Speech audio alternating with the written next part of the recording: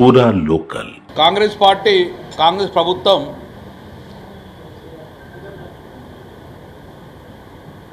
Kamareddy declaration పేరుతోటి వెనుకబడిన కులాలే అన్నీ కూడా ఆశపెట్టి ఓట్లు మొత్తం కొల్లగొట్టి బీసీల ఓట్లు మొత్తాన్ని కూడా కొల్లగొట్టి వాళ్ళకు రాజ్యాధికారం సంపాదించుకున్నారు. కాంగ్రెస్ ప్రభుత్వం ఏర్పడిన తర్వాత బీసీలకు నిజంగానే వాళ్ళు చెప్పిన ప్రకారము కులగణన చేస్తారని, చేసిన తర్వాత దాని ఆధారంగా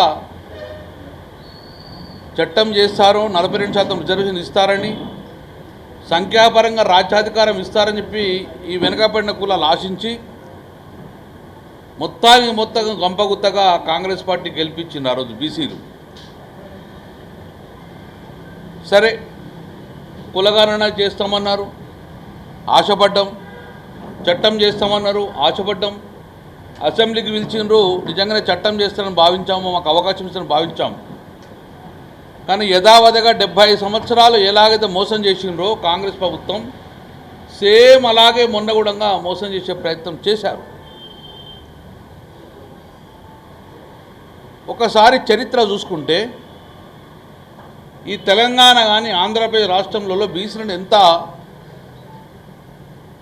వెనుక నెట్టేసిందంటే, స్వతంత్రం వచ్చిన తర్వాత భారతదేశంలో ఏ రాష్ట్రంలో చూడండి, ఎప్పుడో ఒక్కసారి కానీ కంటిన్యూ 2 సార్లు కానీ కంటిన్యూ 3 సార్లు కానీ బీసీ ముఖ్యమంత్రి వెళ్ళిండ్రు.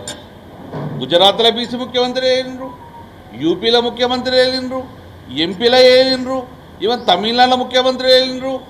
భారతదేశంలో అన్ని రాష్ట్రాలలో ఏదో ఒకసారి మాత్రము బీసీకి అవకాశం కనుక తెలంగాణ రాష్ట్రంలో ఒకే ఒక్క తెలంగాణ తెలుగు రాష్ట్రాల్లో ఇంతవరకు బీసీకి అవకాశమే రాలేదు. తెలంగాణ ముఖ్యమంత్రి బీసీకి రాలేదు. ఆంధ్రప్రదేశ్ ఉమ్మడి రాష్ట్రాల్లో కూడా ఏ రోజు బీసీలకు అవకాశం వచ్చడంగా రానియకుండా మమ్మల్ని నెట్టేయబడ్డది. అలాగే కొనసాగుతుందని భయంతో ఈరోజు ప్రెస్ మీట్ పెట్టడం జరుగుతుంది. ఒక వాస్తవాలు మేము ముందుంచే ప్రయత్నం చేస్తాం, ఎందుకంటే మీరే కదా ప్రజలకు చేరవేసేది.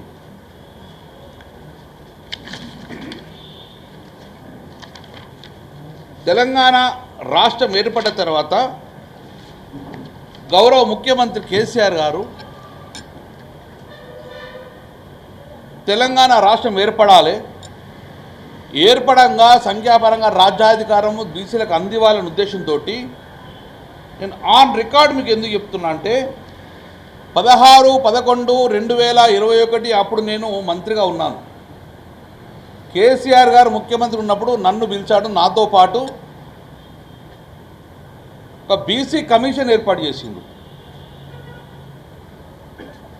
16/11/2021 బకలాపురం తోటి ఒక బీసీ కమిషన్, 3 మెంబర్లతోటి ఒక చైర్మన్ తోటి బీసీ కమిషన్ వేసి నేను పక్కకే ఉన్నాను.